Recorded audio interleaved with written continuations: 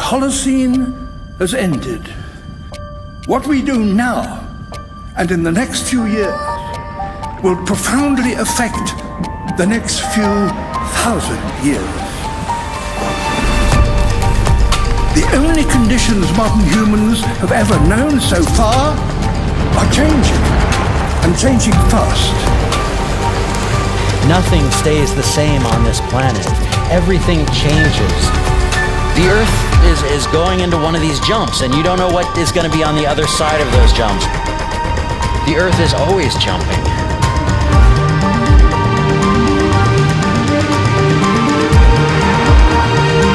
Things move on this planet. Things are not still.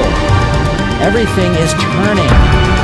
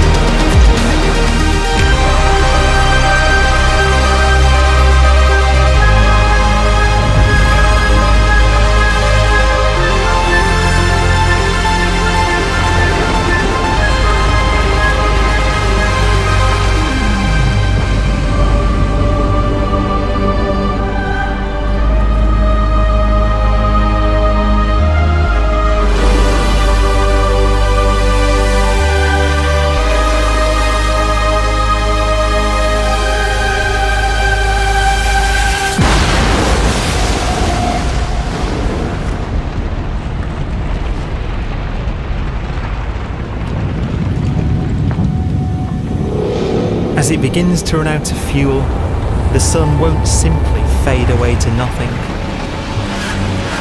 Its core will collapse, and the extra heat this generates will cause its outer layers to expand.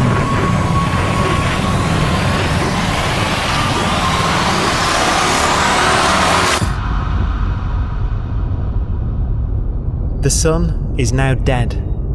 Its remains slowly cooling in the freezing temperatures of deep space.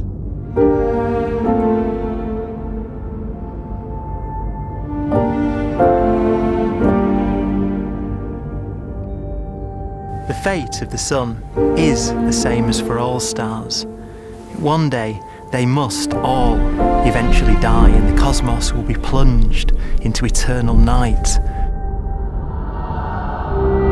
All stars eventually will run out of fuel. The temperature of the universe drops. The stars, one by one, in the night sky will turn off. And there'll be no more new stars created. And so that the universe will end not with a bang, but with a whimper. And not in fire, but in ice.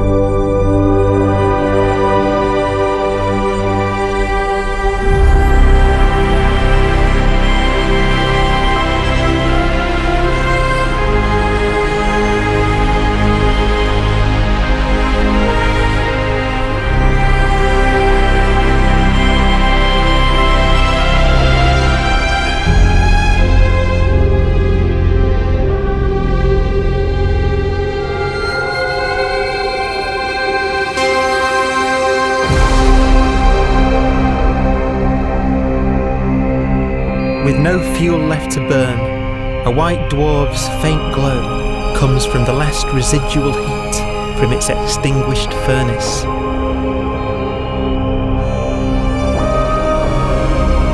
Looking at it from where the Earth is now, it would only generate the same amount of light as the full moon on a clear night.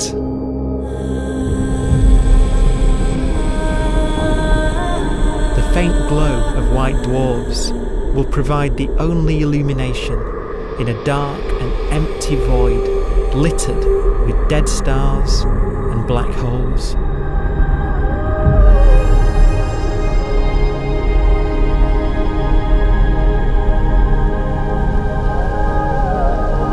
some ways, it's kind of a ghost universe. It's the corpses, the zombie stars, that will take us into the future.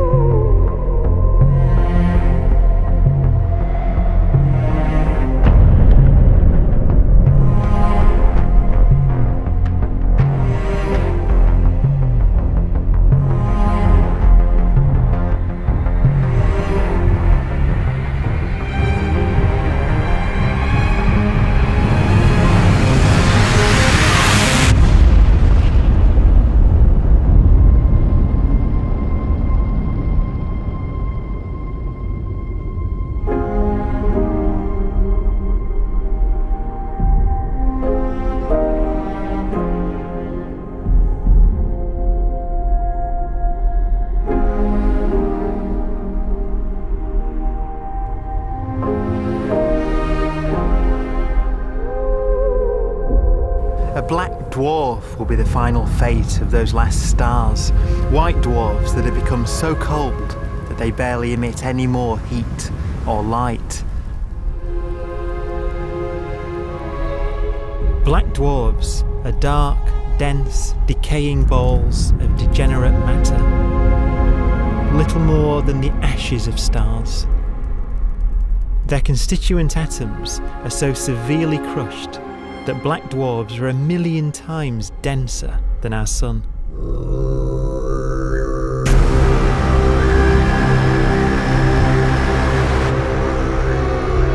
Stars take so long to reach this point, we believe there are currently no black dwarfs in the universe.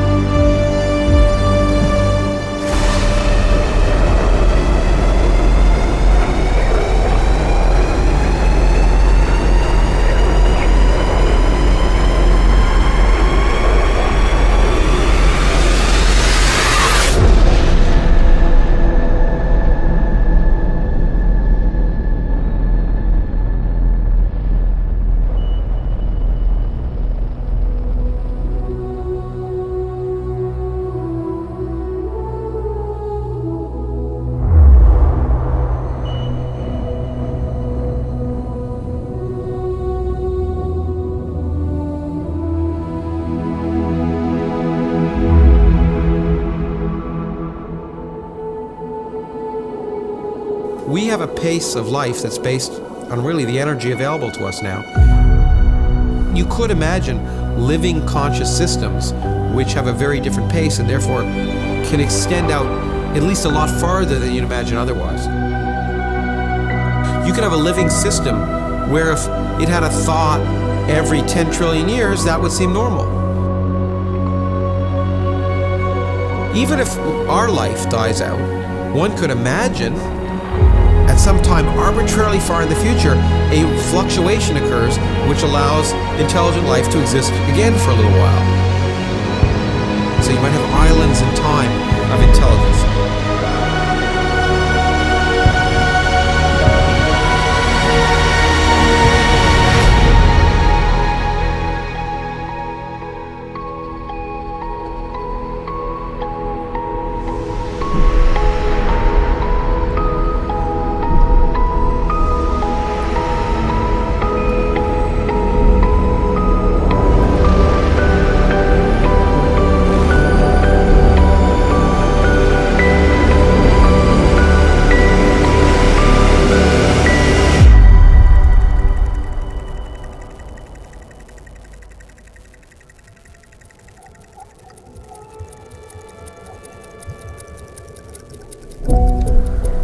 Proton, one of the fundamental building blocks of atomic matter, of what makes us up, can just spontaneously fall apart.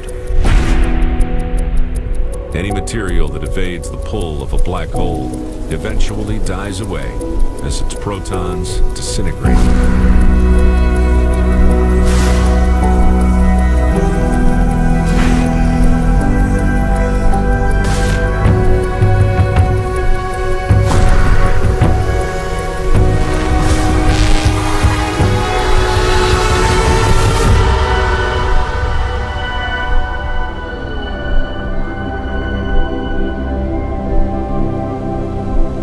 The matter inside black dwarfs, the last matter in the universe, will eventually evaporate away and be carried off into the void as radiation, leaving absolutely nothing behind.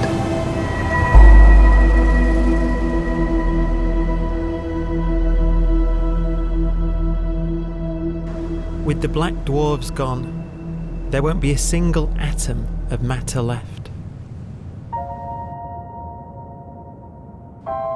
All that will remain of our once rich cosmos will be particles of light and black holes.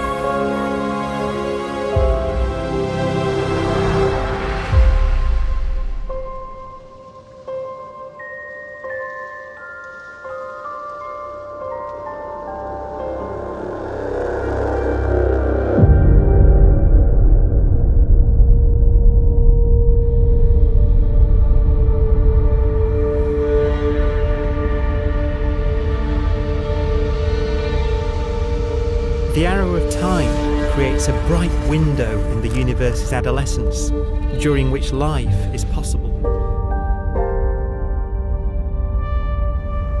But it's a window that doesn't stay open for long. As a fraction of the lifespan of the universe, as measured from its beginning to the evaporation of the last black hole, life, as we know it, is only possible for 1,000th of a billion billionth billion billionth billion billion billionth of a percent.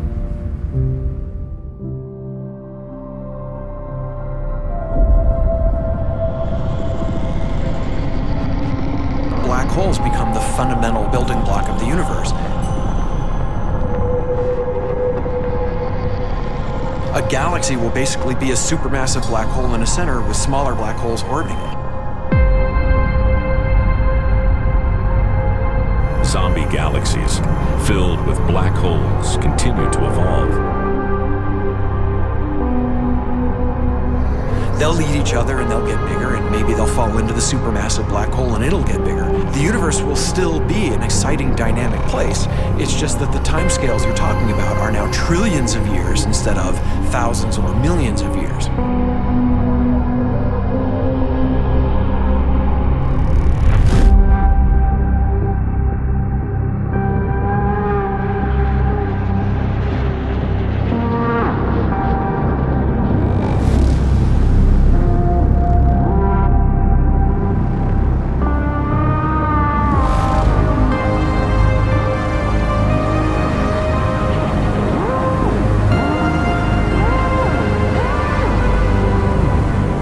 Black holes can bang on space-time like mallets on a drum.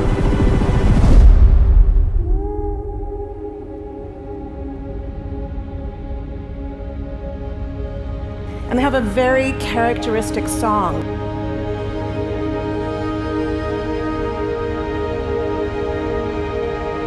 Imagine two black holes that have lived a long life together. At the end of their lives, they're going around each other, crossing thousands of kilometers in a fraction of a second. As they do so, they leave behind in their wake a ringing of space, an actual wave on space-time.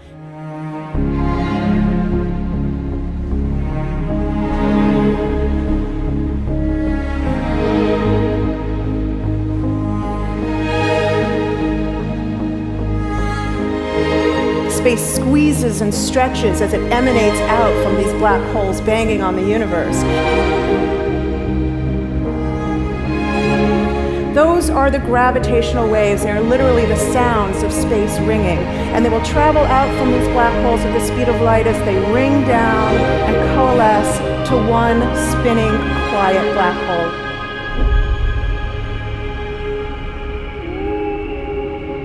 If you were standing near enough, your ear would resonate with the squeezing and stretching of space. You would literally hear the sound.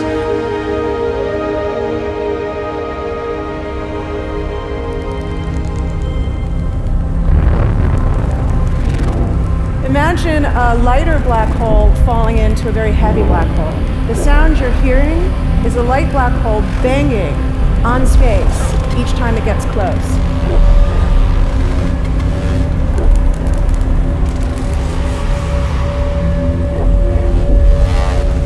As it falls in, it gets faster and it gets louder.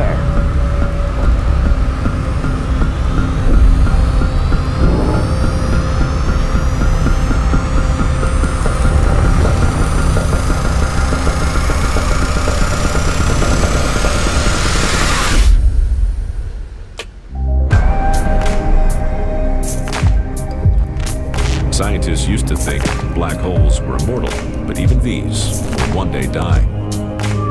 Now we're talking about timescales of unimaginable length, quadrillions of years into the future.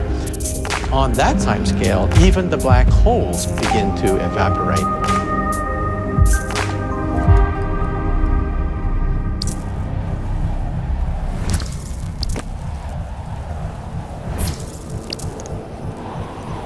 According to quantum mechanics, space is filled with virtual particles, antiparticles, that are constantly materializing in pairs, separating, coming together again, and annihilating each other.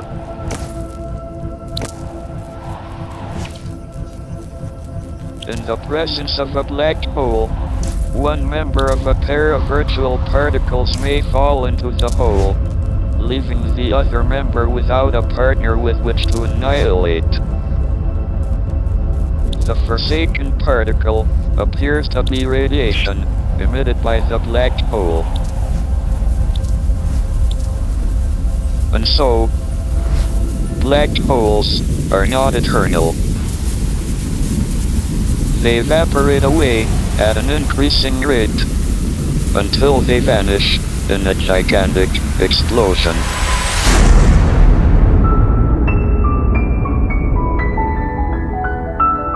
Quantum mechanics has allowed particles and radiation to escape from the ultimate prison, a black hole.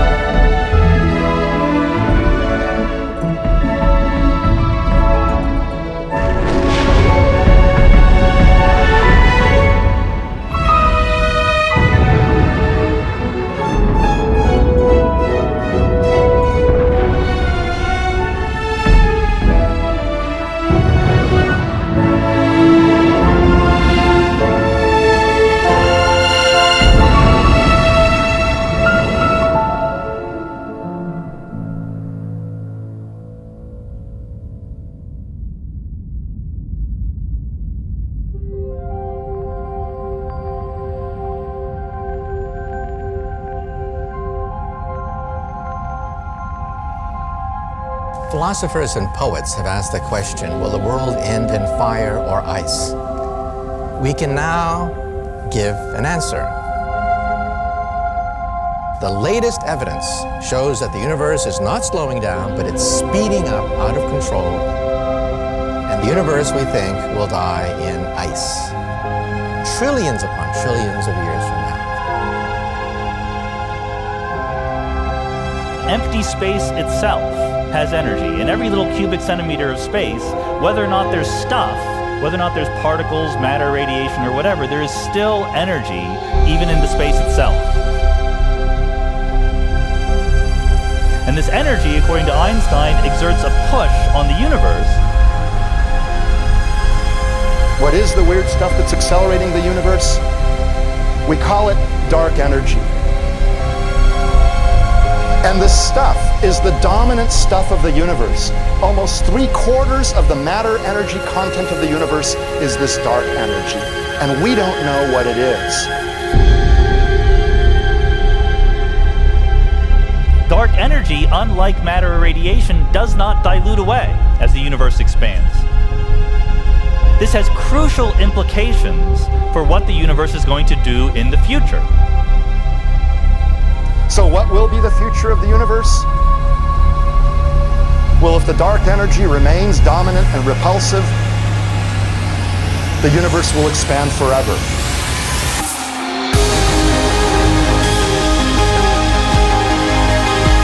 Faster and faster and faster with time.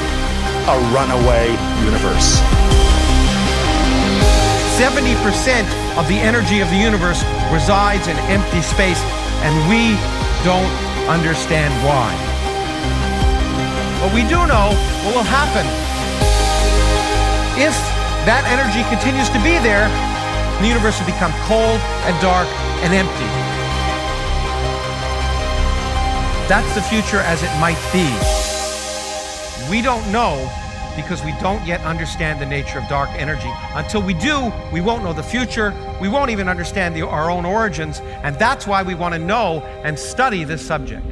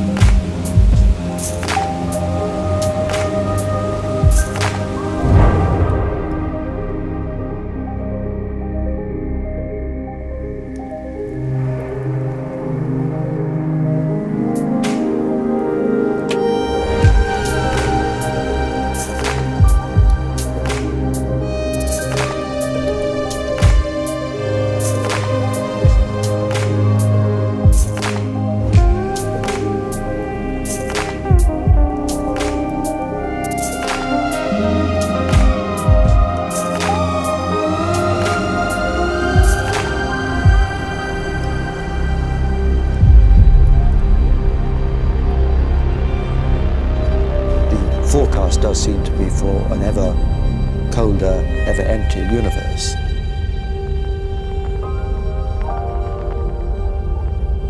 But then, of course, we have to ask, could that end lead to a new beginning? And there are ideas whereby what actually is the end of our universe could in some sense be linked to the beginning of a new one.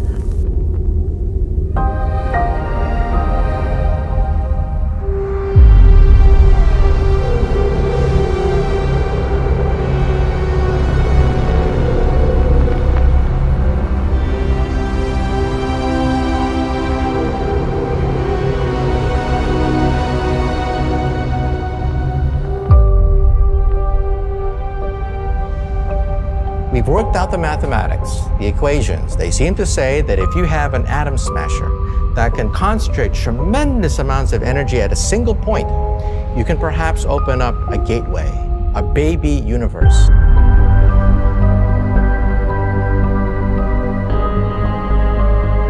Facing the death of everything there is, this perhaps is their only possibility of escape.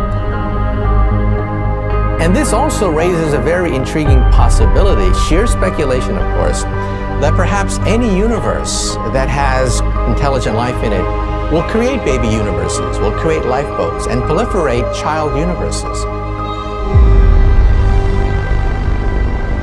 So an evolution may take among universes in the multiverse. Survival of the fittest may take place. So those universes which do not have intelligent life are infertile. They have no children. But those universes that have mild temperatures, stars like us, would create civilizations that could open up child universes, and they would then proliferate.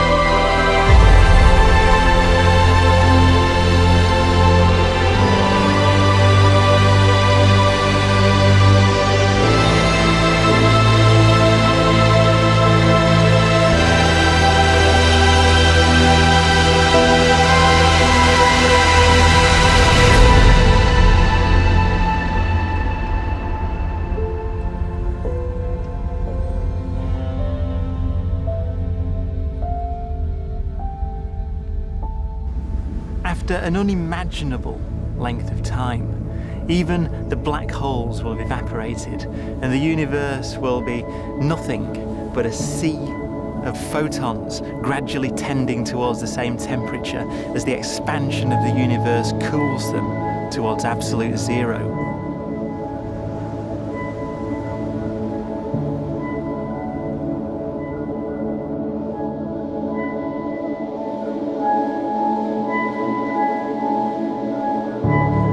Once the very last remnants of the very last stars have finally decayed away to nothing, and everything reaches the same temperature, the story of the universe finally comes to an end. For the first time in its life, the universe will be permanent and unchanging.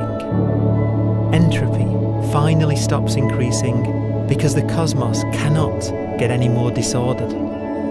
Nothing happens, and it keeps not happening forever.